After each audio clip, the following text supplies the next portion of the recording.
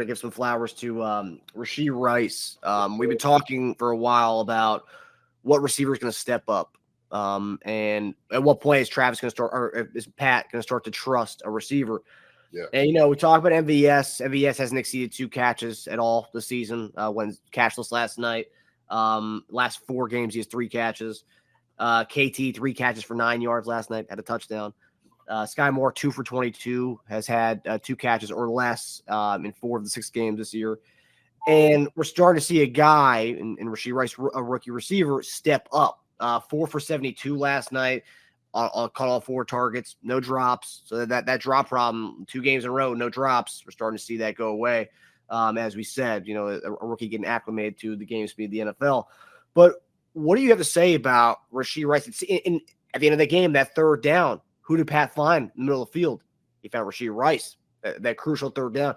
So what are you making of Rashee Rice? What have you seen from week 1, JD, to week 6 from Rashee Rice? Have you seen his game grow already so far this season? I have, and I think a lot of it is just the development. A lot of it is just the chemistry that you have. He's a bigger guy. He's a pretty strong guy. When you see him run, you can see the power in his legs.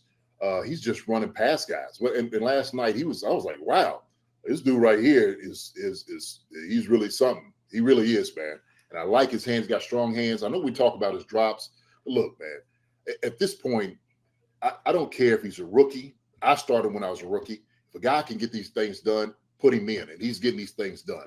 And some of it's just simple slant routes. That's what it is. Simple slant routes. But you got to get through his body to try to make the play. And he's got a big enough frame that he got a long. Pat's got a big. He's got a big, thing to throw to.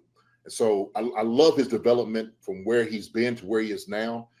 There's no doubt that Rashee Rice should be starting with our offense and getting more play calls. And it helps Travis because he has another guy in the middle who's making some plays inside there. And so when you have big bodies inside, that's an easy target for the quarterback to throw the ball to. But he's doing a tremendous job, man. I trust Rashee Rice. I don't know, a lot of people don't like rookies. I love rookies. If you can ball, hey, that's what it's about. Okay. And he's been out here balling. Rashee Rice has been doing it. Man, keep bringing this guy in to make plays, period. Teja, Rashee Rice, it was your guy, a pre-draft. You were a big fan of his. I keep mentioning it. So do I. What have you liked so far? And obviously, there's a reason why you want us to draft him. Yeah. First, I love that he held onto the ball on that in that red zone when the guy was the defender was. I thought he was gonna. I was like, no. He was not looking for that at all. I was like, oh no. He held up, dude, strong arms. Is he the most polished? No. Is he the fastest? No. Is he the best hands? No. But with a guy like Kelsey on the field and the way defenses are playing Patrick, Mahomes needs like this kind of receiver to excel. I just think Rice is perfect for what we need right now. He's got a 82% success rate against zone coverage. He's explosive. The 3rd and long and the 4th on that screen, he almost got that. Yeah. He exploded off that thing. I was like, whoa. I was like, he's not going to wait for his blocks, and he was like gone. I was like, whoa, wait a second here. It's his yak, man. He's averaging 5.5 after the catch, which is 10th best amongst qualifiers. It's like having a young, healthy Watkins on offense. His EPA per play was higher than Kelsey's last night. The one thing I like to see, which is not really his fault, maybe line up a little more outside, take routes a little deeper. That way him and Kelsey aren't always in like the middle of the field together. I like to maximize both of them at the same time, have them a little deeper, have Kelsey, dominating the middle on the shorter routes.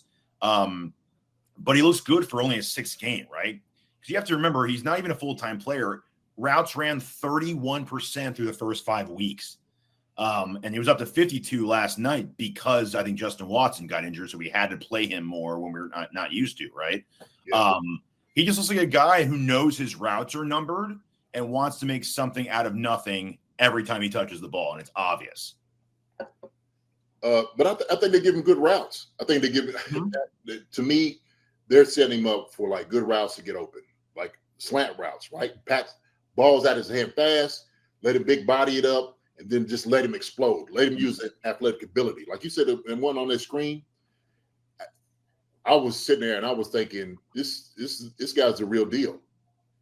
Because if you have a smaller receiver, he's getting thrown all over the place and he's got to try to move. And Rashee Rice is like, I'm hammering forward, right? If you get in my way, I'm going to try to run over you. And I think those are the type of guys that we need. And I love the Watkins comparison. I do. Because I do believe that's true. We don't know he'd be Sammy, the first round of Sammy, how he was, and get to that point. And hopefully he'll get to that point. But I think he's developing into that guy, Teja and Marcus. I really do, man. I really do. So you're right, man. Patrick need a guy like this. And I was going to say, Rice is a good example of what you were saying about Ross earlier, right? Like, you can't just throw Rice only out there for red zone. Otherwise, people are going to be, okay, well, we know Rice is going to sit in the middle of the field and wait for a ball and try to get in the end zone. You get him involved everywhere, and then in the red zone, he's even more of a commodity. That's right. That's right. Yeah. For the people who are like, waiting for the Ross thing to happen, after the game when they talked to Pat about his weapons, because they asked about Rashee Rice, I think they specifically asked about Rice.